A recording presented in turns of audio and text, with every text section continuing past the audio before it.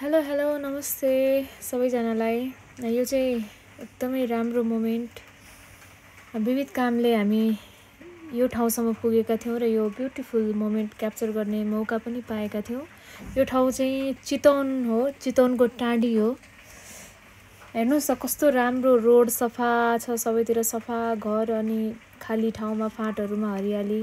एकदमै राम्रो भ्यू देखिएको छ यहाँबाट चितवनको।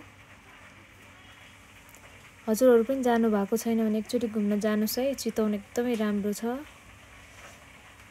अनि अहिले त एकदमै डेभलप भएछ पहिलाको भन्दा अहिले एकदमै राम्रो विकसित अनि एकदमै सुन्दर। वाउ, धेरै राम्रो छ चितवन।